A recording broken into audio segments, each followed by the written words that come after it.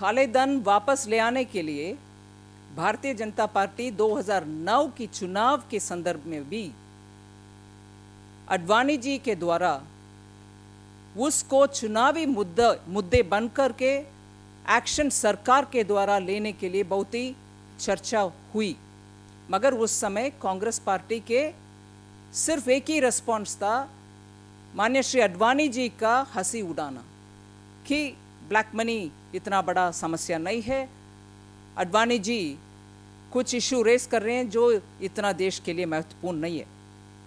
मगर उसके बाद उन्होंने जीत कर आने के बाद 100 दिन के अंदर काले धन वापस ले आने के लिए जो भी कदम सरकार उठाएंगे उसके बारे में डिटेल में कमिटमेंट दिया है कि हम उठाएंगे ऐसे कदम जिससे काला धन को ले आने के लिए हम कमिटेड रहेंगे।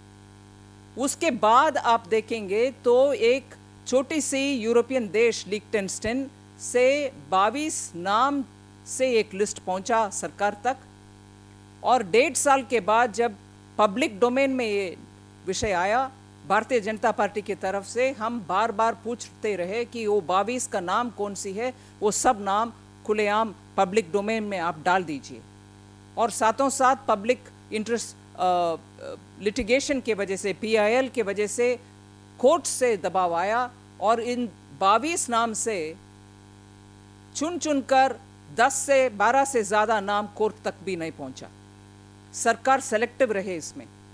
और उसके बाद फ्रेंच गवर्नमेंट से भी 700 नाम का एक लिस्ट आया है, उसको आज तक पब्लिक डोमेन में सरकार नहीं ले आए, मगर ऑपोजिशन पार्टी के दबाव और हम इधर से इसी प्लेटफॉर्म से भारतीय जनता पार्टी के ओर से सरकार के ऊपर काले धन के विषय में बहुत ही दबाव डालते आए, जिसके वजह से और जिस दबाव के जवाब देने के लिए तब की फिनांस वित्त मंत्री श्री प्रणब मुखर्जी जनवरी-फरवरी 2011 में एक प्रेस कॉन्फ्रेंस प्रत्येक ब्लैक मनी काला धन के ऊपर किए हैं और उसमें कमिटीज बनाए जिसके तहत कैसे ये काला धन वापस ले आने के लिए क्या क्या मेथोडोलॉजी होना है, इसके ऊपर चर्चा करने के लिए कमेटी फॉर्म किया, ऐसे हमें जानकारी मिला।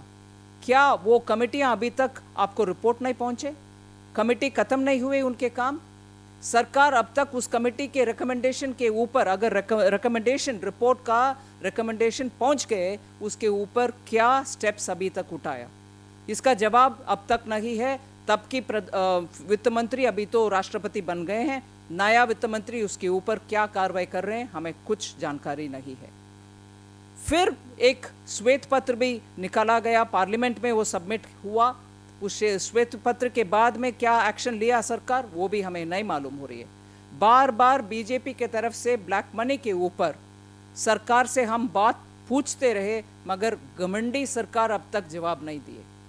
इसीलिए आज मौका आ गए हैं कि भारत सरकार, जहां मेजॉरिटी कांग्रेस पार्टी के आला नेता सूरजकुंड में बैठे हैं, कि उनके मैनिफेस्टो से जितने काम अच्छा खत्म होने के आ रहे हैं, जितने फुलफिल हो चुके हैं, ऐसे रिव्यू हो रही है उधर, मगर मैनिफेस्टो में जो बातें नहीं है उसका तो बिल्कुल फुलफिलमेंट हो गया है।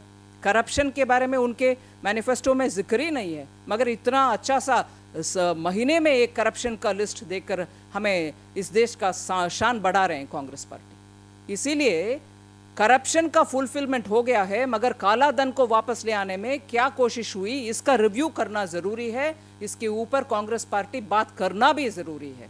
हम मांगते हैं बीजेपी की तरफ से कि ये 700 नाम का लिस्ट जो है उसको खुलेआम रिलीज करना चाहिए, और अगर ब्लैक मनी के ऊपर आज तक कुछ क्या कदम उठाया नहीं उठाया, इन्वेस्टिगेशन हो रही है, इसके ऊपर भी बयान दे सरकार।